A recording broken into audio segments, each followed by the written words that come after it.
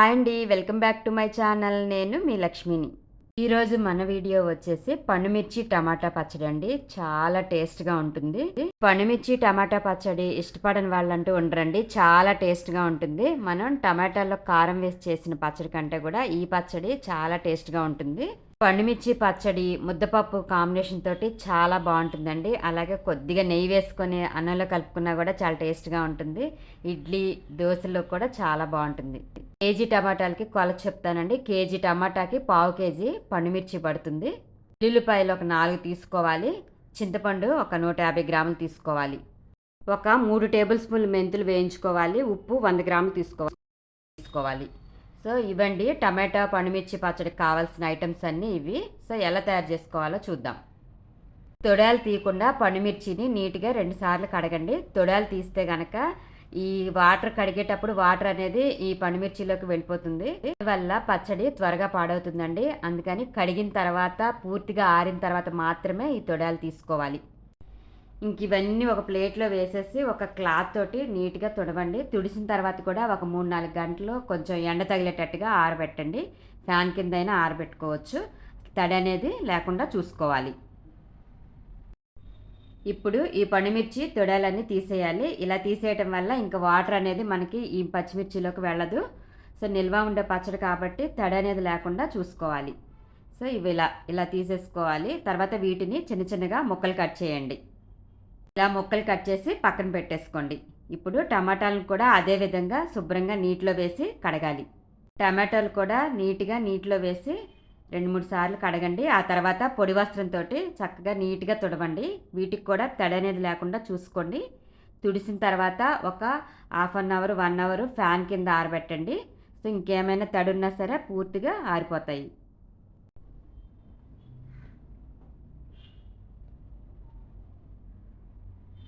ఇప్పుడు ఈ టమాటాలన్నీ కూడా నీట్గా ఇలాగా 4 ముక్కలు వచ్చే విధంగా కట్ చేసుకోవాలి. మధ్యలో ఉన్న తొడిమ భాగాన్ని తీసేయండి.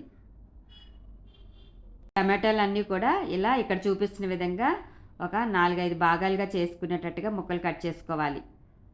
ఒక బాండీలో కొద్దిగా ఆయిల్ వేసి ఈ టమాటాలన్నీ వేసి చక్కగా మగ్గించుకోవాలి. టమాటా ముక్కల్లో వాటర్ అంతా కూడా తగ్గే వరకు ఈ టమాటాలను మగ్గించుకోవాలి.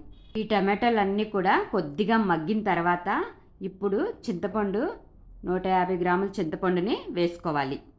ఇప్పుడు ఈ చింతపండు కూడా టమాటాలో చక్కగా మగ్గుతుంది అనమాట. ఈ టమాటాల్లో నుంచి వచ్చే వాటర్ తోట ఈ చింతపండు కూడా చక్కగా ఉడుకుతుంది. ఈ టమాటా రసంతో ఈ చింతపండు చక్కగా మగ్గుతుంది. సో ఈ టమాటాల్లో ఉన్న రసం అంతా కూడా తగ్గుతుంది.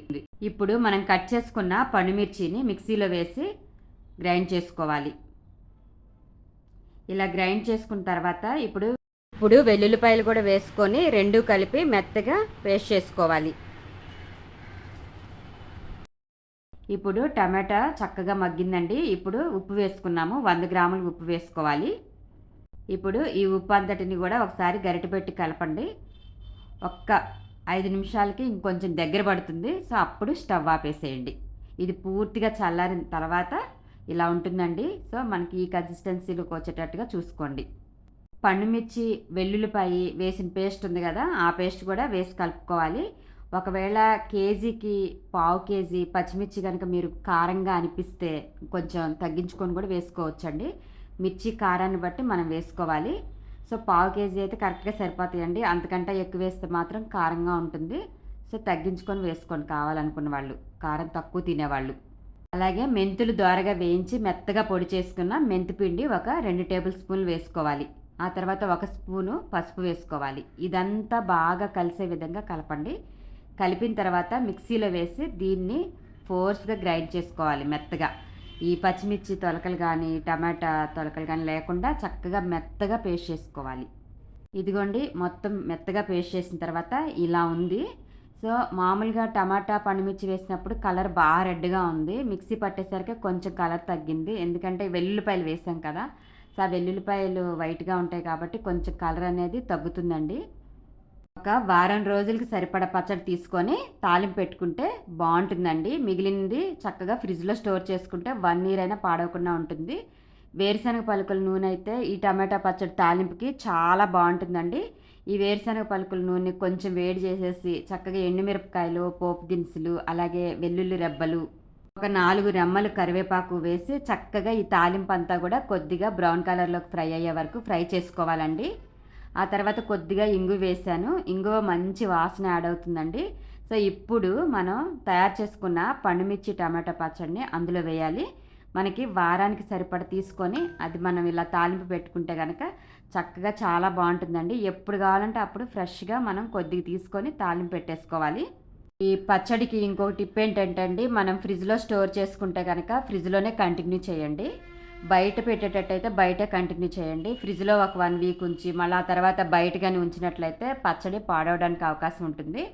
సో, ఇలా స్టోర్ చేసుకొని మనకు కావాల్సినంత తీసుకొని తాలింపు పెట్టుకుంటూ ఉంటే ఫ్రెష్‌గా ఉంటుందండి. టేస్ట్ అయితే చాలా బావుంటుంది. ఒకసారి ఈ పండుమిర్చి టమాటా పచ్చడిని మీరు ట్రై చేయండి.